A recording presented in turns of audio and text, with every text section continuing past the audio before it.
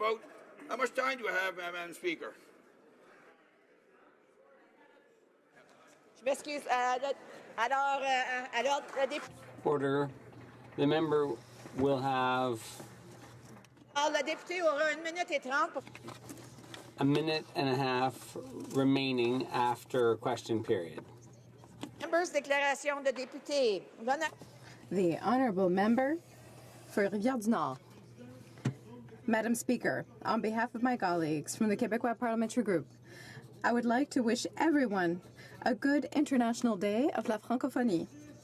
French is a language which defines us, but it is also the tool that we use to open ourselves to the world, above all, the Francophone world. We are proud to be able to establish ties with our partners because, as we recall, this was not always possible.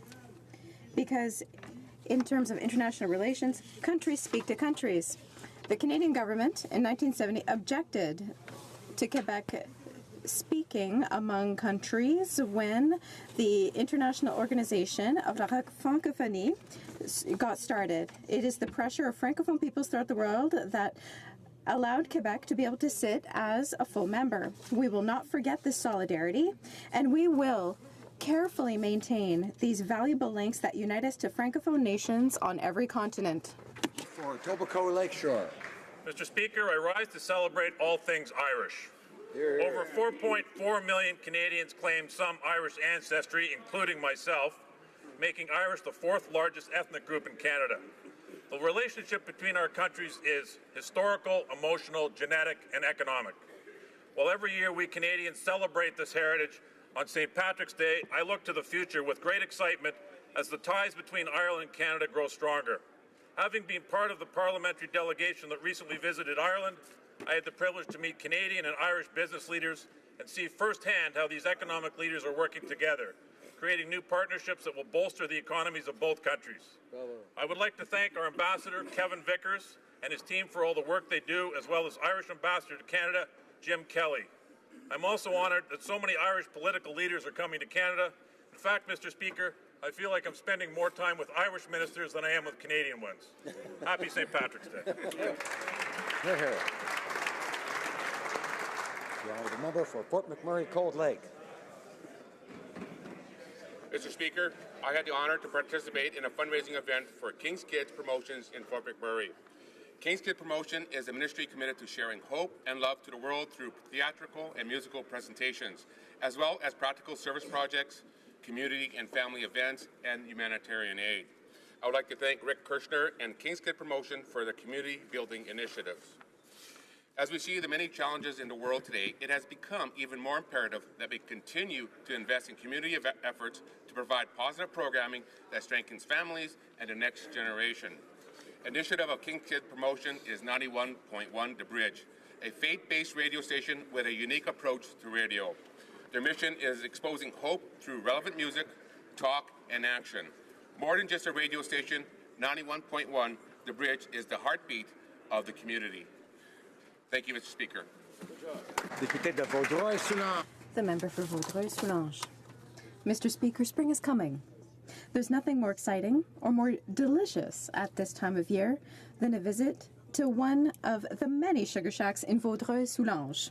From l'Auberge des Galants to the Sucrerie La Vigne in Rigaud, or the Sucrerie d'Anton Saint-Lazare, and the Cabane à Sucre des Pins in Les Cèdres, Vaudreuil-Soulanges has some of the best maple syrup in the world. Sugar shacks are part of our heritage, Mr. Speaker, and the heritage of several families, like that of Pierre Fauché and his son Stéphane, owners of the Sucrerie de la Montagne in Rigaud. Their sugar shack has served several generations in our community and is celebrating its 40th year in operation. I encourage all families in my community of Vaudreuil-Soulanges to get out and enjoy one of our many sugar shacks this spring. By doing so, we'll be supporting part of our rich heritage, and it ensures that it continues to be so for generations to come. Bay.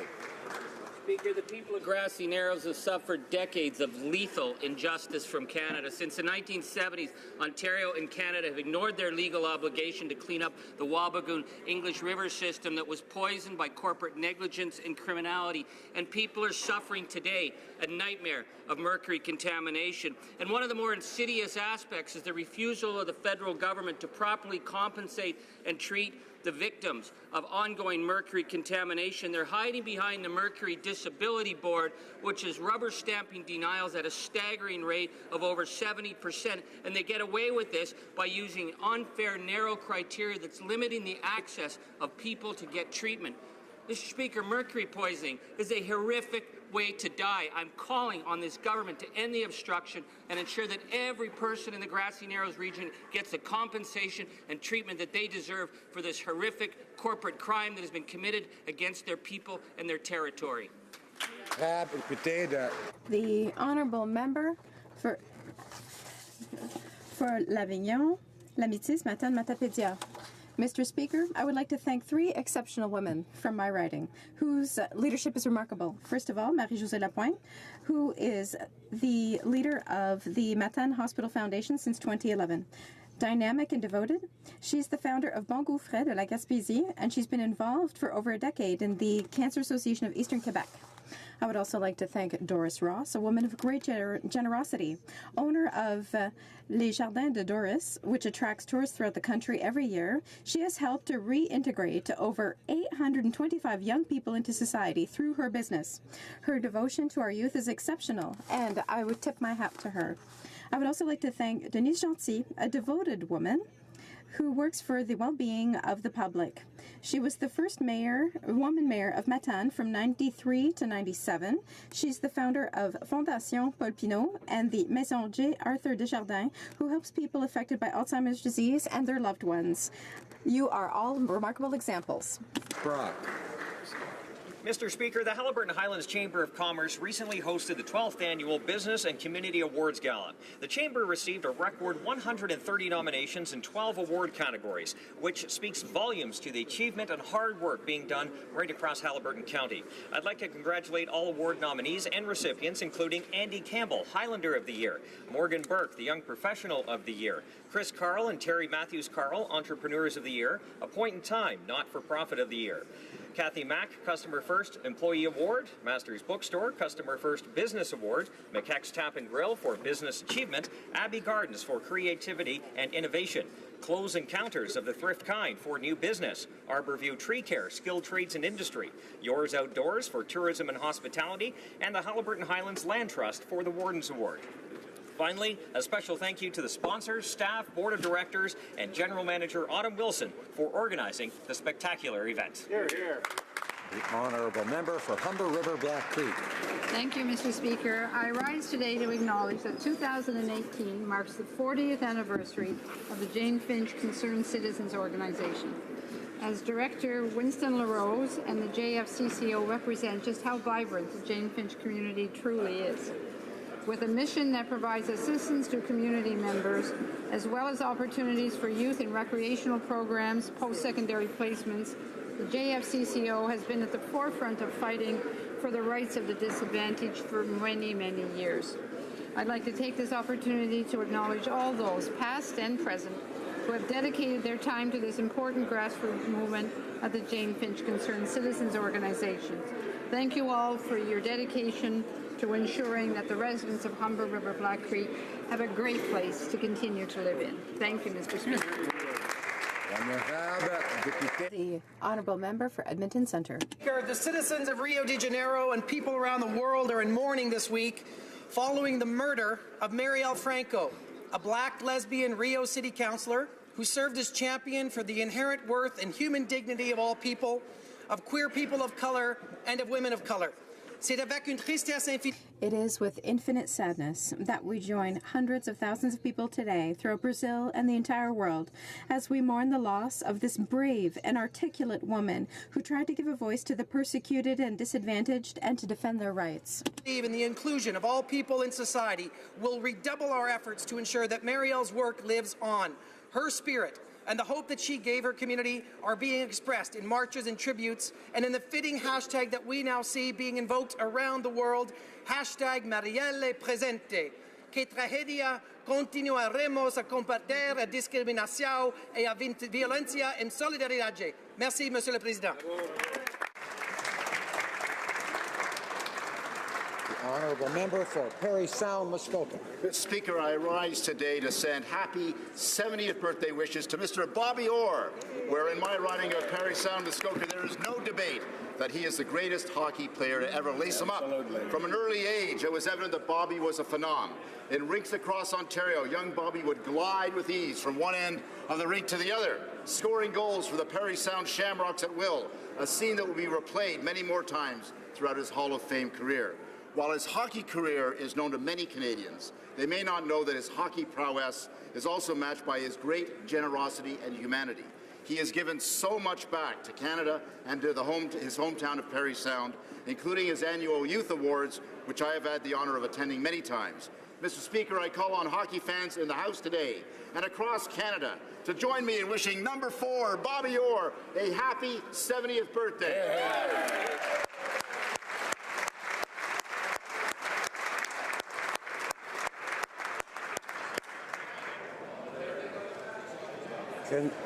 Order.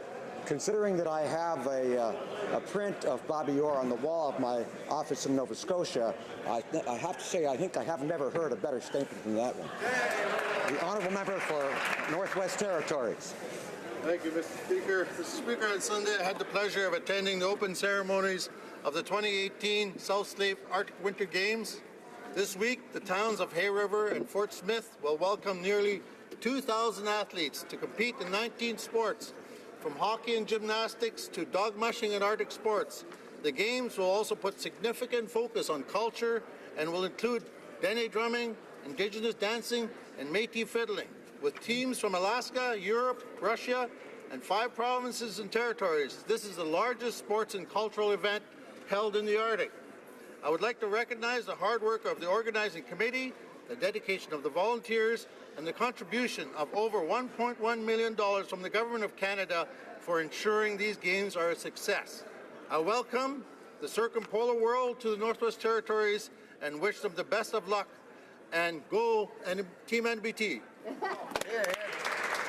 honourable member for Richmond Hill.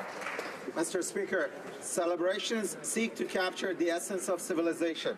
Nowruz, celebrated by Iranians and people of Kurdish, Turkish, Azeri, Baluch, Afghan, and Pakistani descent, is a moment of renewal and a marker of the passage of time. In Richmond Hill and across the GTA, we do our part to honor over 3,000 years of tradition with annual bazaars, banquets, acts of charity, and festivities. Throughout the month of March, I've had the opportunity to attend traditional fire festivals symbolizing the shedding of sin past and move into a better future, as well as privilege of bringing greetings of the Prime Minister to many festivities and events. Mr. Speaker, today at 12:45 p.m. our time, near 300 million people started celebrating Nowruz 1397 across the world. To all of those, Har Ruzatan Nowruz, Nowruzatan Piruz. Thank you, Mr. Speaker. The honourable member for Renfrew, Nipissing, Pembroke. Mr. Speaker, as the Member of Parliament for Renfrew, Nipissing, Pembroke, whose riding includes Garrison, Petawawa, I'm familiar with the financial stress on military families when a soldier is posted. Military families are the strength behind the uniform, so it's with disbelief and shared outrage with members of the Canadian Armed Forces that I found out about the new Liberal policy to tax posting allowances. Effective December 1st, 2017, the posting allowance will now be taxable. The Auditor General has clearly outlined the growing gap between the total number of regular force members who are needed, including the underrepresentation of women, and the inability of this government to recruit, train, and keep Canadians in uniform to fill that gap. Why is the Prime Minister so insensitive to military families?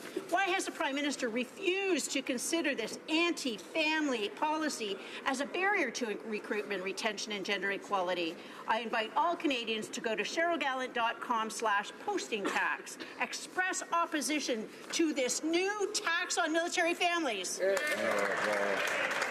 Member for Parkdale High Park. Mr. Speaker, tomorrow marks the International Day for the Elimination of Racial Discrimination. Celebré le 21 mars. Celebrated on March 21st to commemorate the memory of 69 black people who were senselessly killed in Sharpeville, South Africa. They were shot for daring to stand up against the bigotry of apartheid. This year's theme is promoting tolerance, inclusion, unity, and respect for diversity in the context of combating racial discrimination. As Canadians, we know our diversity is our strength. But as a government, Mr. Speaker, we know that combating racial discrimination takes more than words. It requires action and funding to support programming. That's why Budget 2018 commits nearly $50 million to multiculturalism, to supports for the black community, and to the collection of disaggregated race-based data. I'm proud that these commitments will allow us to develop a new national anti-racism approach and work toward the goal of reducing discrimination to build a stronger and more united Canada. Thank you, Mr. Speaker. The honourable member for Disnethi, Mississippi, Churchill River. Mr. Speaker, I rise today to thank and to recognize the courage of Canadian Rangers from Fond du Lac Lake Patrol for their actions last December 13. At around 6:12 that night, a plane traveling from Fond du Lac to Stony Rapids crashed shortly after takeoff, seriously injuring 6 passengers and 1 crew member. Sadly, one of those passengers, Arson Fern Jr., passed away. The Canadian Rangers arrived on site, quickly and wisely put out a call to the community to bring blankets and to assist in the transportation of survivors. The Rangers worked through the night to bring people to safety, providing rescue and first aid in the dark and the frigid cold of a northern Saskatchewan winter. Mr. Speaker, I invite all members of this House to join me in thanking the Canadian Rangers from Fond du Lac Patrol. Honourable member for Foothills. I rise today for the Foothills groups who have had their application for the Canada Summer Jobs Program rejected because they could not, in good conscience, sign the Liberal attestation. These are dedicated organizations. In fact, one children's camp is now in risk of closing because the organization would not comply with the Liberal values test. Wow. One church group even rewrote the attestation to affirm it supports all charter rights, and that too was denied. Our faith-based groups are the foundation of many critical components of our social infrastructure. But instead of supporting these efforts, the Liberals are denying them funding unless they violate their deeply held convictions. Yesterday, the Liberals had the opportunity to do the right thing, and they did not. I urge the Liberals to reverse their ideological decision to impose a values test on Canada's summer jobs. Freedom of religion and expression are rights guaranteed by the Charter. They must be protected. Stop this values test. The honourable member for Whitby. Monsieur le Président. Mr. Speaker, 220 million francophones are celebrating the International Day of la Francophonie. I wish to recognize and commend the work of all the organizations throughout the country and the Canadian members, Quebec, Ontario, and New Brunswick. They all work with devotion. This year, the summit of La Francophonie will be held in Yerevan, capital of Armenia. Canada is working to move forward the strategy of La Francophonie for gender equality. This is an important step in the process of reflection undertaken by the International Organization of La Francophonie on its fundamental values. La Francophonie knows no borders and no color. It works to ensure a better world. Thank you, Mr. Speaker.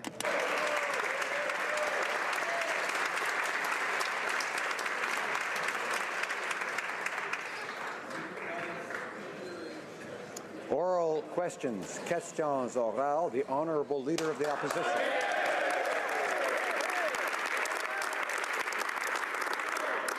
Monsieur le Président, Mr. Speaker, on the 27th of February, the Prime Minister said in this House that he believed that the presence of Jasper Atwell during his trip to India was linked to Indian government factions.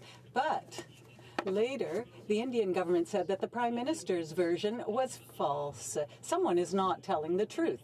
Is it the Prime Minister or the Indian government? The Right Honourable the Prime Minister.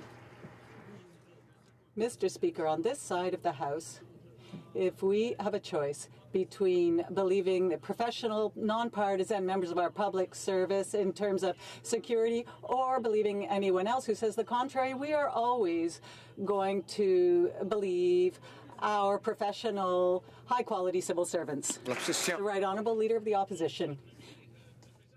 Mr. Speaker, on the 27th of February, the Prime Minister said in this House that he believed that the presence of Jasper Atwell during his trip to India was linked to Indian government factions. However, on the 3rd of March, the Liberal MP from Surrey Centre said that he was the one who had passed on the name of Atwell to the Prime Minister's cabinet. Someone is not telling the truth. Is it the Prime Minister or the Liberal MP for Surrey Centre? The Honourable Leader, Prime Minister. Mr. Speaker, as you know, the Liberal MP in question took responsibility for his role in this, for having proffered the invitation. However, we know that our security experts, our professional and nonpartisan experts drew their own conclusions, and we on this side of the House respect the work of our public service, and we believe what our officials tell us. Mr. Speaker, on the 27th of February, the Prime Minister said in this House that he believed that the presence of Jasper Atwell at his trip to India was linked to Indian government factions. However, on the 9th of March, Mr. Atwell denied that the Indian government had anything to do with his presence during that trip. Someone is not telling the truth. Is it the Prime Minister or is it Jasper Atwell? The Right Honourable the Prime Minister. Mr. Speaker, the members opposite can choose to believe whomever they wish to believe. However, we in the government, we on this side of the House, will always believe our senior non-partisan officials, especially when it comes to national security. Our senior officials are in a very good position to understand where the truth lies. And after 10 years of the Harper government, well, we in the government respect our senior officials. On February 27th, the Prime Minister told this House that he believed that Jasper Atwell's presence on the India trip was linked to factions in the Indian government. But on March 11th, the Foreign Affairs Minister confirmed that she was taking responsibility, telling the Indian government that Atwell's invitation was an honest mistake. Now, Mr. Speaker, someone's not telling the truth here. Is it the Prime Minister or is it the Minister of Foreign Affairs? Right Honourable Prime Minister. Mr. Speaker, once again, when it comes to believing our Minister of Foreign Affairs, our top civil servants in security matters, in MPs who take responsibility. On this side of the government, we believe them. We support the extraordinary people who work all across our government.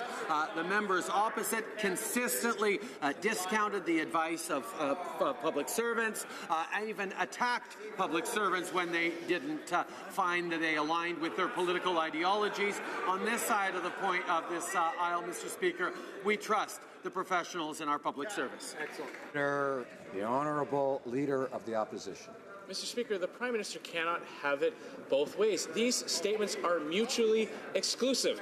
Either there were factions inside the Indian government who corroborated to have this individual on the trip, or, as his Minister of Foreign Affairs and the member for Surrey Centre have said, they were acting alone. Someone's not telling the truth. No less than 4 different players have either dismissed the Prime Minister's conspiracy theory or directly contradicted it. So will he finally substantiate his claims, or will he admit that his conspiracy theory is completely baseless?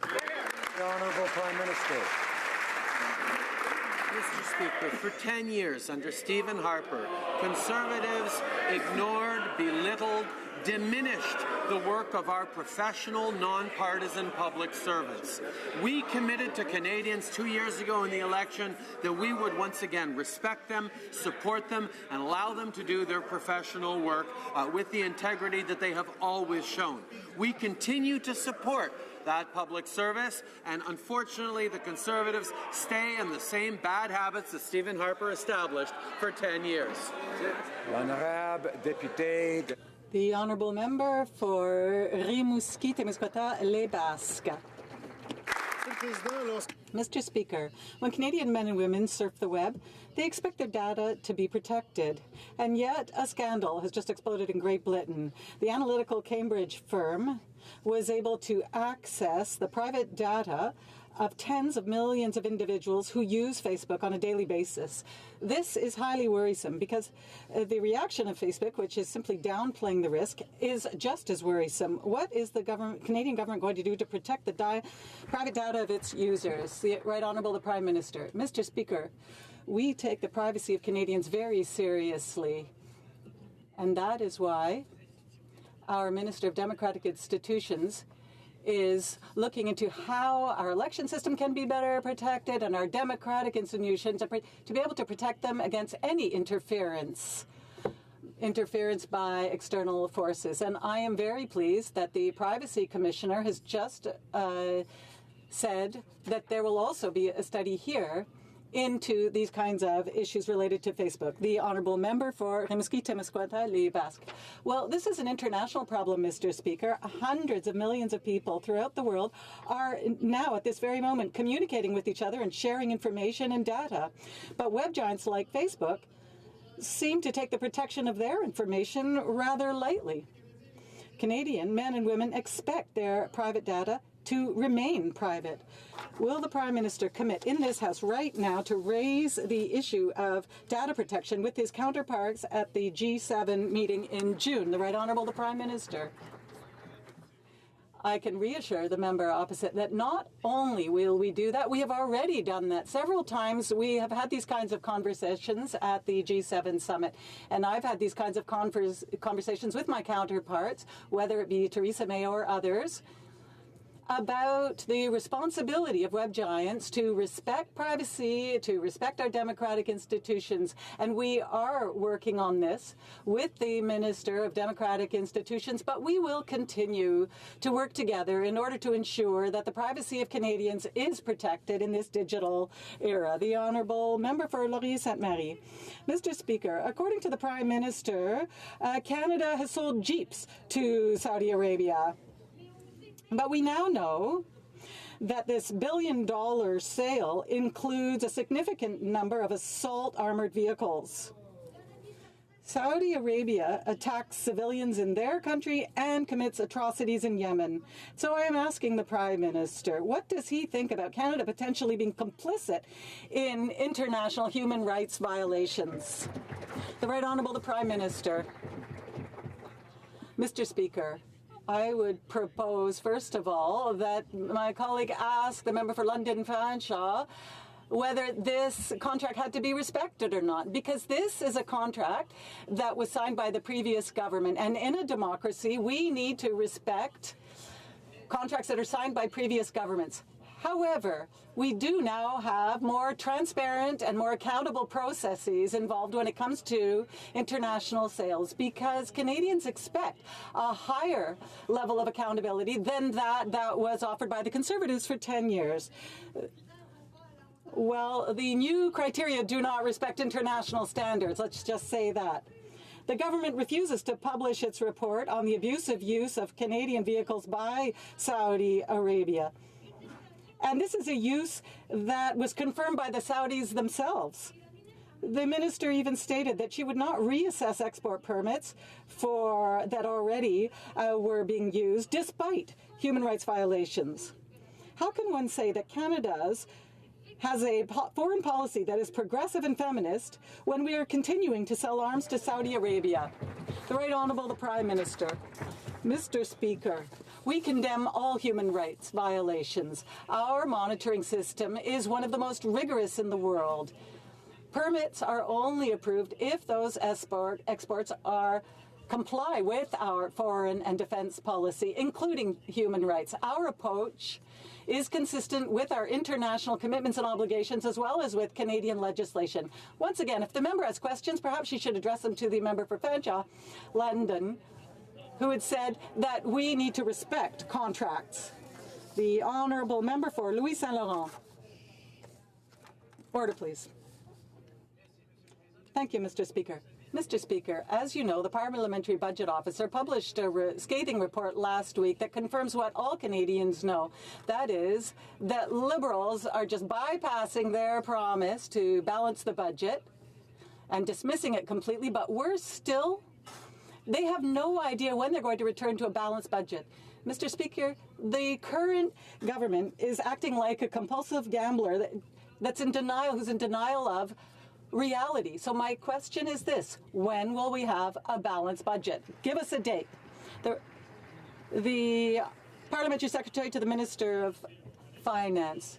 Thank you, Mr. Speaker. 2 years ago, Canadians had a choice between the austerity of the Conservatives or the choice that we put forward, which was to invest in our infrastructure, in our communities, and in a fairer society. We have lifted more than 300,000 children out of poverty, and in the member opposite's riding, we have given money to families who are in need. That is the choice we made, and I can assure you that we are fiscally responsible, and we are returning our debt to GDP ratio is continuing to go down. Well, I would simply remind the government of the facts. In the election platform, it clearly says return to a balanced budget in 2019. In the mandate letter to the Minister of Finance, it says a return to a balanced budget in 2019. And in the PBO's report, it says a return to the balanced budget in 2019. 1, 2, 3 times. So when will we return to a balanced budget? Thank you, Mr. Speaker. Well, I would remind my honourable colleague the facts. Worst growth since Mackenzie King, worst creation of jobs since 1946, worst growth in exports ever. That is what happened under the Conservative government, Mr. Speaker. For 2 years now, we've been creating jobs, most of them full-time, 300,000 children that we have lifted out of poverty. We have the highest growth of the G7. Thank you, Mr. Speaker. Hills. Mr. Speaker, last election, Liberals promised to run modest deficits of less than $10 billion to fund infrastructure. Instead, they're racking up much bigger deficits, but they're not spending the money on infrastructure. In fact, the PBO reports that 1/4 of the money promised for infrastructure will go unspent. That means millions of Canadians stuck in traffic and roads and bridges unrepaired. They also promised, the Liberals, to transfer unused funds into the gas tax fund. Where is the promised Liberal plan for infrastructure? Honourable Minister of Infrastructure and Communities. Mr. Speaker, unlike the Harper government, we do have a plan. That plan is to make historical $180 billion to support our municipalities and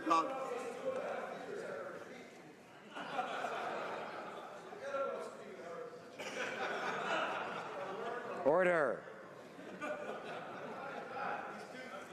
Seems to me that the comments about the boys of summer got everyone excited about spring and summer and baseball, but we've got to settle down. We have to hear the questions and the answers. The Honourable Minister of Infrastructure has the floor. Well, Mr. Speaker, we have done more for municipalities in the last 2 years than the Harper government did in their decade. This week, we announced historic $30 billion investment in public transit only in one province of Ontario. And there's more to come for other provinces. We made a commitment. We're going to deliver on that commitment, Mr. Speaker. The Honourable Member for Wellington Halton Hills. Mr. Speaker, that's not the case. According to the PBO, the budget provides an incomplete plan for infrastructure spending. And he asked for the government to provide a copy of the plan, but that doesn't exist. Now, before the Liberals continue to refer to that plan, can they give us a copy of that plan? Mr. Speaker, bonne journée internationale. Mr. Speaker, happy Francophonie Day. We have approved more than 4,100 projects since coming into office with a combined investment of $30 billion, Mr. Speaker. These are the investments that are creating jobs for the middle class, helping grow our economy, and building more inclusive and welcoming communities. These are the commitments that we have made to our municipal and provincial and territorial sector, and we are delivering on those commitments. Honourable Member for Carleton. Mr. Speaker, the Parliamentary Budget Officer is trying to ascertain where all this supposed infrastructure and now non-infrastructure money is going. And so he wrote this in his report just last week. Quote, Budget 2018 provides an incomplete account of the changes to the government's $186 billion infrastructure spending plan. The Parliamentary Budget Officer requested the new plan, but it does not exist. How is it even possible to spend $186 billion without a plan? Honourable Minister of Infrastructure. Well, Mr. Speaker, the member on the opposite would not understand what infrastructure plan is because they never had one. We put forward a plan that is helping us build better public transportation system. The city of Halifax has purchased 20 buses with our plan, buses that are improving service in that community. First time in the history of Red Deer, we are investing in that community to improve public transportation system.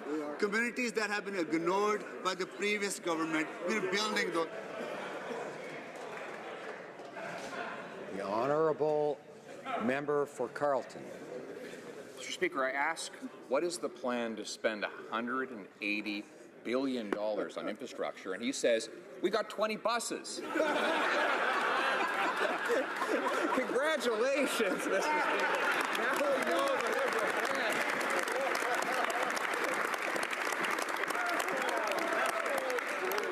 How much does that work out to per bus? Honourable Minister of Infrastructure. Well, Mr.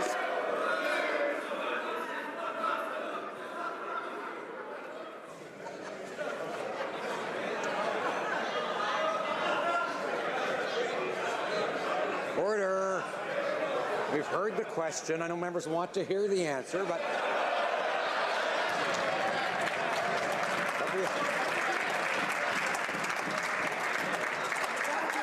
we can't hear any answers unless we listen. Order. I know members are anxious to behave in the proper fashion in this House. Order.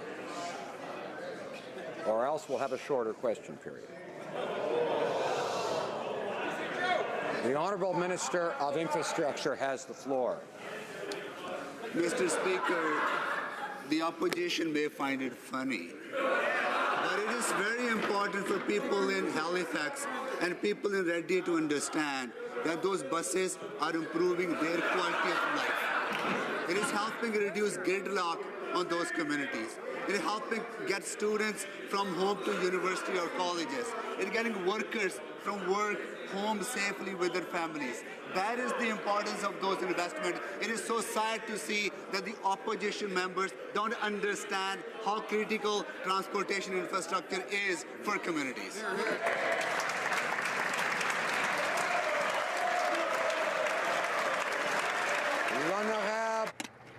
The Honourable Member for Longueuil-Saint-Hubert. Well, I see everyone's in a good mood, but last week the minister finally said that everyone had been waiting for her to say for 2 years about web giants. That's great, but let's hope her boss agrees. Mr. Speaker, when the government decided to approve the sale of the Radio-Canada Tower, many were afraid their collections would disappear. There was a recent decision to destroy 150,000 records. That's no great reassurance. And what about everything else that Radio-Canada is responsible for? Now, knowing that Radio-Canada is an arm's-length agency, is the Minister of Heritage aware of how the collections will be disposed of? The Honourable Minister. Mr. Speaker, as my colleague mentioned, Radio-Canada CBC is an arm's-length agency. However, we are always willing to support them in their initiatives to protect our heritage, and we look forward to having good discussions with stakeholders. The Honourable Notre culture francophone. Mr. Speaker, our Francophone culture is threatened by the web giants that the Liberal government refuses to apply the same rules to that it applies to Canadian companies. Our culture is also threatened by certain free trade agreements. The Liberals like to boast that they're standing up for our culture in their negotiations. But if that's the case, why is the cultural exemption in the TPP 2.0 agreement in a side letter rather than in the main agreement? The Honourable Minister of Heritage. Mr. Speaker, the cultural exemption is a priority for our government, and we have shown this throughout our negotiations on the TPP, contrary to the previous government. We have stood up for our cultural industries. We have obtained the unanimous consent to guarantee protection of our culture, and we will always stand up for our cultural sovereignty, including on the web. Kirk Interlake Eastman. Mr. Speaker, the United Nations peacekeeping mission in Mali is the most dangerous peacekeeping mission in the world. 162 peacekeepers have been killed since 2014. The reality is that Mali is a war zone and there's no peace to keep. Now, General Romeo Dallaire said that back in 2016, I wouldn't touch Mali with a 10-foot pole. Now, he's talking from experience after living through the UN debacle in Rwanda with awful rules of engagement and bureaucratic chains of command.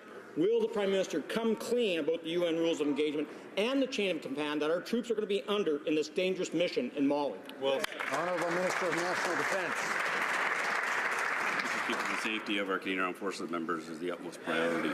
Anywhere we send our members, we make sure, one, I've always stated that we have the proper mandate, have the appropriate equipment, Mr. Speaker, the appropriate training, and the rules of engagement. The rules of engagement are set out by the Chief of Defence Staff, Mr. Speaker, and the right of self-defence was always there. We're proud of our commitment that we made yesterday. Thank you, Mr. Speaker.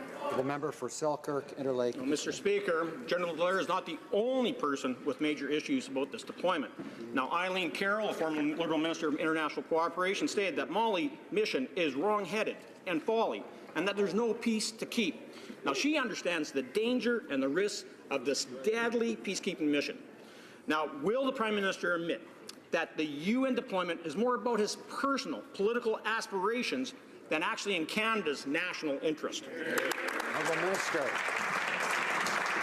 Mr. Speaker, since the member opposite is quoting members like Romeo Dallaire, I had the privilege actually Romeo Dallaire and Louise Arbor to accompany me on my fact-finding mission to Africa, to 5 different countries, where I got to learn from their experience, Mr. Speaker, and we've taken into account. We have also taken the account of experts, Mr. Speaker. We've also know that we cannot be secure at home if we are not engaged in the world, Mr. Speaker, and that's exactly what we're doing. Thank you. The Honourable Member for Charlesbourg, Haute-Saint-Cher. Mr. Speaker, our Prime Minister decided on Friday when he was traveling in Florida that he was just going to improve his image and send soldiers to Mali. However, there's no peace there. There's a war there. Can the Prime Minister confirm that Mali is at war or not? Minister of Foreign Affairs. Monsieur le Président. Mr. Speaker, Canada has a long tradition of leadership, international leadership and peacekeeping. Canada can be proud of initiatives that Canada has taken to contribute to peace and security through its peacekeeping missions at the UN. That includes Canada's contribution to expertise and capacity where we can make a difference. And today we've decided that is in Mali. The Honourable Member for Charlesbourg, Haute-Saint-Charles. Well, I'd like to thank the Minister of Global Affairs for her answer, but the question is what is happening in Mali. There is no peace there. It is chaos there, and there's chaos in the UN. And whenever the UN is in charge of military operations, it's chaos. So now what I want to know is, are we sending Canadian soldiers into a war zone or not? The Honourable Minister of Global Affairs. Mr. Speaker, I can assure all Canadians that the lives of our military members is precious. We made very considered and prudent decisions when we decided to take on this mission. And it is our intention to take the time to be conscientious in how we plan our deployment. We appreciate all the contributions of our military members, and the government will do everything in its power to ensure that Canadians can make a real difference to world peace as cautiously as possible. The Honourable Member for Drummond. Mr. Speaker, translation errors are piling up in federal government tender calls. Some examples? Well, imagine bidding on autochtone ou encore or entretien. The Minister of Public Services and Procurement had promised to fix the problem. We're still waiting to hear whether the department will support the mandatory services from the Translation Bureau. Who does the minister trust? Google Translate or the Translation Bureau? The Honourable Minister. Mr. Speaker, our government takes its responsibilities when it comes to official languages very seriously. Bad translations are unacceptable, and we expect good quality French to be used on websites for the department. Our government acknowledges the importance of communicating in both official languages, and we support the legislation surrounding this. I have asked the department to review its internal processes and review the situation so this problem doesn't recur. Transcona. The Honourable Member for Elmwood Transcona. A significant number of children outside Quebec have no choice but to go to an English school because the census only asks if French is their first language. But the Charter guarantees access to education in French to someone whose mother or father was educated in French or their brother or sister. The National Federation of Francophone School Boards has requested that all of these questions be put in the census. Will the Liberals make the necessary changes? The Honourable Minister. Mr. Speaker, our official languages are important, as are linguistic skills. This is important for our government. In the last budget, we announced $400 million for a new official languages plan for the vitality of the communities and access to service. These are our top priorities. I will have an opportunity to announce more good news in this House in the days to come. The Honourable Member for Saint-Boniface Saint-Vital.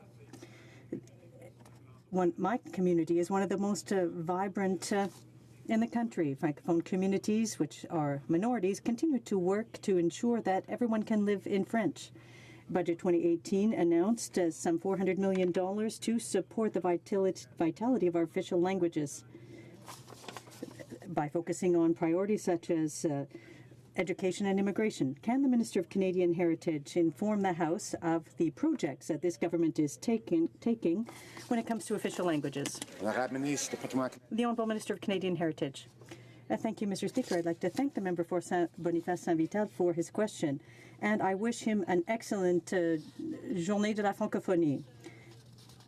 In my answer a few moments ago, I said that on March 28th, we will be disclosing our new national plan on official languages.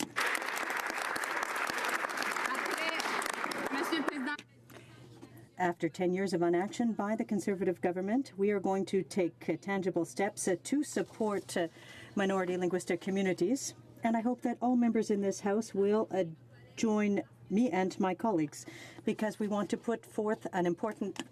And the Honourable Member for Milton. Mr. Speaker, we learned this morning some troubling news regarding public safety. There are about 1,200 individuals who, because of breaches in public safety and security, have been ordered deported from our country, yet they still remain on our streets. This is a serious issue because there are a lot of individuals who actually are known risks to security in this country. I'm wondering, Mr. Speaker, if the Minister can update us on his efforts to remove these people from the country, and will he pledge to do so expeditiously as possible?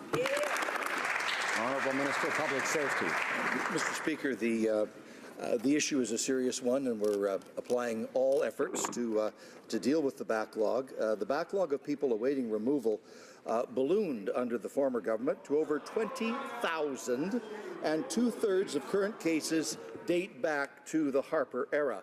The Conservatives also cut nearly $400 million from CBSA in their last term. The total number of people awaiting removal is now lower than it was, Mr. Speaker, under the previous derelict government.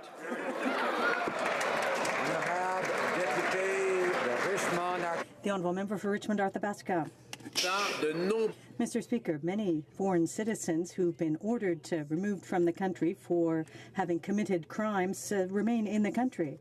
These are dangerous people living in our communities, and the numbers have shot up since in the past 3 years, and our border service officers can't cope. There are over 1,000 people, and they represent a danger to the population. I go through you to the Prime Minister, Mr. Speaker. What is he waiting for to require these people be deported immediately? For public safety. Mr. Speaker, in the last budget, the Minister of Finance made additional resources available to CBSA, and that effort will continue going forward. But the roots of this problem date back to the Harper administration. 2/3 of the current cases date back to that era when they cut $400 million from CBSA. We are working very hard to repair the damage done by that very bad previous government. Honourable member for Milton. Order. So, Mr. Speaker, let's talk about something serious. There is, because clearly... Order. Order. The member for Milton has the floor. The pot shot from the member opposite was uncalled for, and that's what I was referring. Mr. Speaker, Corner Brook Pulp and Paper is a company that employs about 500 people in Corner Brook, Newfoundland, Labrador. Unfortunately, they've been hit with serious tariffs. 32% tariff has been hit by the United States for the newsprint crossing the border. Even more importantly, Mr. Speaker, the U.S. Commerce Department has instructed that the duty be applied and taken over in cash deposit. I would like to know from the minister whether or not they have a plan, and please don't tell me the plan is to buy more buses. Honourable Minister of Foreign Affairs. Mr. Speaker, we absolutely have a plan in dealing with all actions by the Commerce Department against the Canadian forestry industry, and we have been demonstrating that on all of our forestry files. When it comes to uncoated groundwood paper, we are deeply disappointed with these preliminary rates. We know that the forestry industry sustains excellent middle-class jobs, including in rural and Indigenous communities. We are working very hard with our partners in Canada, with the Commerce Department, and with our fine trade litigators. The Honourable Member for Richmond-Arthabaska. Mr. Speaker, here are the facts. After imposing countervailing duties on softwood lumber, now newsprint is being targeted by baseless taxes. Now this, if the minister doesn't know, represents $1.6 billion in exports, 25 mills affected, and thousands of Canadian families across the regions of the country who will be affected by these measures. Now the weeks continue to go by. The government is on the sidelines, and there's no agreement on the horizon. So what will the Prime Minister and the Minister do to help the industry out of this mess and help Canadian families? The Honourable Minister. Mr. Speaker, we are profoundly disappointed in the preliminary imposing of unjustified taxes announced by the U.S. Commerce Department. We fully understand that the forestry industry in Canada provides good quality jobs for the middle class. We will continue to work with our partners to defend this crucial sector against these unfair measures and unfounded measures by the United States. Mr. Speaker, household debt has hit a record levels in Canada, and the burden is very difficult, especially for women. Liberals boast about being feminist, but they have no measures in place to ease the economic burden on women in this country.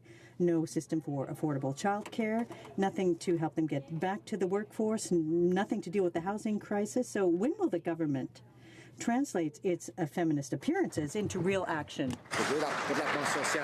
The Honourable Minister. Thank you, Mr. Speaker, and I'm proud to be part of a government that's working hard for the middle class and to ensure that more Canadians are part of the middle class. In particular situations where women have an important role. We have put in place over the past 2 years major policies that transform quality, accessibility of childcare services. There's the benefit for children that benefits women across the country. We will continue to work very hard in this perspective. The Sherbrooke. The Honourable Member for Sherbrooke. Mr. Speaker, the Canadians are bearing a huge economic burden, and it's increasing. Half of them have said they are a mere $200 from being unable to pay their bills, and their debt levels keep going up. At this time, we have the Minister of Finance who said that the economy is doing well. Well, clearly, him and his friends are the only ones who are benefiting from this economic growth. How can the Minister of Finance assess the health of the economy for Canadians if he doesn't even have a tool to calculate and assess the impact and the dangers of household debt in Canada? The Honourable Parliamentary Secretary to the Minister of Finance. Mr. Speaker, if the member opposite looked at our record over the past 2 years, he would see support for decreasing inequality so that families have more at the end of the month. There was a Canadian work allowance under the past budget to lift people out of poverty. There is the child tax benefit as well that benefits a number of families, 9 families out of 10. It puts additional tax-free money in their pockets, and this is what we're working on to ensure we have a good society. Mr. Speaker, 8-year-old Olivia Little from Port Elgin, Ontario, has been rejected by Health Canada twice for access to the life-saving drug Cystagon through the Special Access Program. Luckily, Olivia has her family to fight for her and fight government bureaucracy every 3 months for access to this life-saving medication. Why is the Liberal Health Minister making access to life-saving medications difficult for most vulnerable Canadians? Hear, hear. Honourable Minister of Health. Canadians having access to safe, effective treatment for rare diseases such as Cystagon. We are committed to improving the affordability, accessibility, and the appropriate use of medication and have proposed amendments to the patented medicine regulations in order to prevent excessive prices for patented drugs, including those of rare diseases.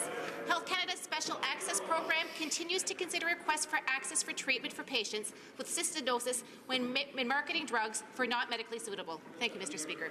The honourable member for Calgary Shepherd. Minister, it's supposed to be people before government. Yeah. Exactly. Order. The honourable member, I think, I'm sure knows that to address our remarks to the chair and not to people across the way.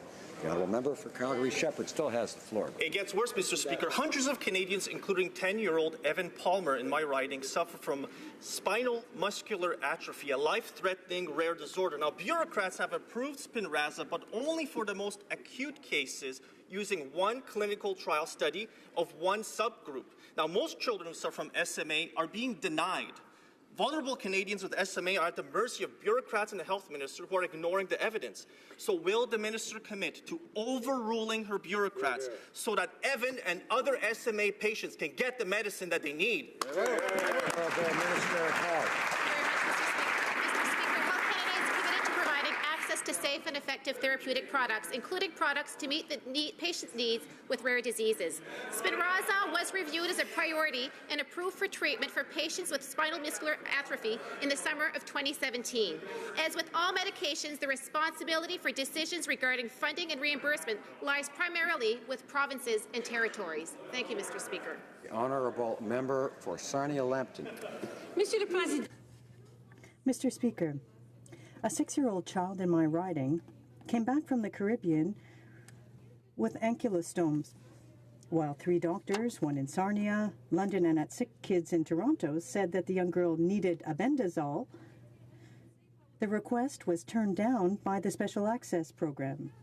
This is not an isolated case. Why is this government ignoring vulnerable Canadians?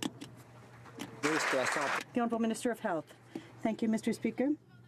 Our government has committed to improving access to medication and to ensure that products on the Canadian market are of high quality. To the end, the department has recently launched an initiative to review medications, a major reform to look at the availability of prescription drugs, including ones for rare diseases. This initiative will provide access to the necessary therapeutic products to better respond to needs and to better respond to have a better, more responsive healthcare system. Merci, Monsieur le Président. Thank you, Mr. Speaker. In my riding of Miramichi Grand Lake and across the Atlantic and Quebec, people are working in seasonal industries and they're facing what we call the EI black hole. We know that the government supports seasonal workers and that it reversed the changes put in place by the previous government and announced targeted funding in Budget 2018 to support affected seasonal workers. Could the Minister for Families, Children and Social Development explain to the House how committed this government is to help these vulnerable Canadians? Thank you, Mr. Speaker. The Honourable Minister. Well, thank you, Mr. Speaker, and I'd like to start by thanking the member for Miramichi Grand Lake and all members in this House who've worked very hard in recent weeks on this important issue. Mr. Speaker, this morning we signed an agreement with New Brunswick to support seasonal workers, to offer assistance in terms of income support, professional training, work experience, for the benefit of them and their families and their communities. Mr. Speaker, we're going to continue to support Canadian families and those working very hard to join it. Thank you. Honourable Member for Caribou, Prince George. Mr. Speaker, according to the Liberal Fisheries Minister of Newfoundland and Labrador, this minister's Arctic surf clam decision is, and I quote, far from reconciliation. It is pitting First Nation against First Nation and community against community. He and numerous Indigenous groups are demanding a full review of the whole process and transparency in all the bids. For the sake of transparency and confidence in the process, will the minister commit to tabling all the surf clam bids and the criteria he used in selecting his colleague's brother for the winning bid? Honourable Minister of Fisheries. Mr. Speaker, let me first of all welcome our colleague back to the House of Commons. It's great to see him with us in good health. As he knows, Mr. Speaker, our decision to introduce Indigenous participation is consistent with our government's commitment to developing a renewed relationship between Canada and Indigenous peoples. The selected proposal was one submitted by the Five Nations Clam Company. It was selected because of its inclusion of Indigenous communities across Atlantic provinces and Quebec, allowing the benefits of this lucrative fishery to flow to the greatest number of people. And he understands that tabling the commercial confidences that our department received by competing bidders would be inappropriate. Honourable Member for Windsor West. Monsieur le Président. Mr. Speaker, data belonging to 50 million Facebook users was used by a British company. We're not talking about a minor breach. This is huge.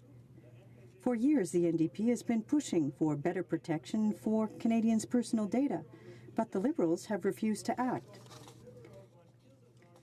How long will the Liberals wait before they protect Canadians and their data? The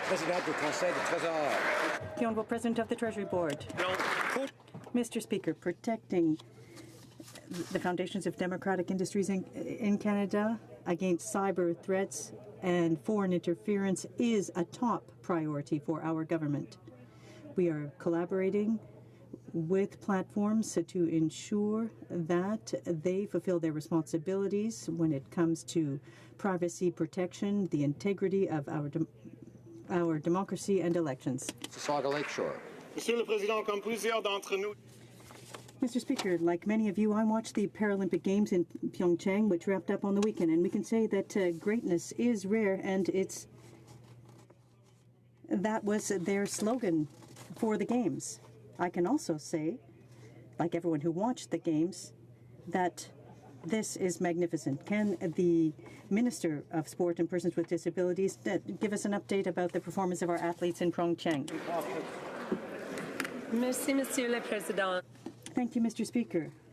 I had the opportunity to be in Pyeongchang to see our Canadian athletes give their best, and it is an experience I will never forget.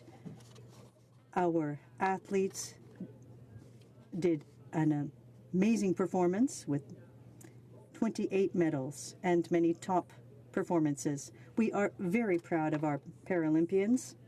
They are a source of inspiration for all Canadians. L'honorable député de Bellechasse. The Honourable Member for Bellechasse-les-Etchemins-Lévis. Now, Davy has exclusivity over for the sale of 4 icebreakers. Who said that, Mr. Speaker? The Prime Minister himself. That was in Quebec City on January 19th. With his entourage. Now, Mr. Speaker, we've learned that Public Works is now negotiating for 3 mid-sized icebreakers. Why has the Prime Minister broken his promise? And what is he waiting for these shipyard workers to get back to work? What about the IEVIC, which is an icebreaker that will help the Coast Guard to fulfill its mandate? The Honourable Minister. Mr. Speaker, we continue our discussions with Davy to address the requirements of the Coast Guard when it comes to icebreakers. We will inform the House when the discussions and negotiations have concluded. We continue to work with Davy. The Honourable Member for Montcalm. Mr. Speaker, on March 13th, the Quebec National Institute for Public Health revealed that 2,232 young Quebecers between 12 and 24 were hospitalized for alcohol intoxication, 214 per month, 7 to 10 per day. Now, the minister knows that sweet high alcohol drinks are dangerous. So, can she use her common sense and suspend the sale of these drinks until she puts in place new regulations? The Honourable Minister of Health. Mr. Speaker, the health and safety of Canadians is a top priority for us. And our thoughts are with the family of Ms. Gervais. We will be taking immediate measures, and we are proposing a reduction in the alcohol content in these sweet drinks. We will be meeting with our provincial partners to discuss measures with the provinces and territories when it comes to advertising and marketing and the availability of these products for our young people. The Honourable Member for Montcalm. Mr. Speaker, the Act enables the Minister to act immediately. It's a question of political will. It's as simple as that. Now, we've gone to corner stores in our ridings over the past 24 hours, and many of those brands are still available to our young people. Why is the Minister refusing to act responsibly? Why doesn't she suspend these products until they're regulated? The Honourable Minister of Health. Thank you, Mr. Speaker. Taking action on this specific project is more involved. I am very concerned by the availability of high sugar content alcohol drinks which are being consumed. And for these reasons, I've asked Health Canada to hold consultations immediately within the next 45 days to make a decision on this very important matter. We'll conclude question period for today. The Honourable Member for Milton is rising on a point of order. Mr. Speaker, in reference to a question that was answered by the Minister of Public Safety, I have in my hands a report from the Canada Border Services Agency from November of 2017 that said the number of deportations has declined dramatically in the last 5 years. 18,992 in 2012 with the good government, 7,364 in 2016. I'd like to table the document. Order. Does the Honourable Member have unanimous consent of the House to table the document? No, there is no consent. The Honourable Member, order. The Honourable Member for Calgary Shepherd is rising on a point of order. Order. Mr. Speaker, in exchange through you with the Minister of Health that I had just prior, we're sent here on behalf of constituents to get answers for them on issues that they're facing in their dealings with the government. So on behalf of Evan Palmer, the 10-year-old suffering from spinal muscular atrophy, I'd like to table in this House the letter that he sent to me, as well as the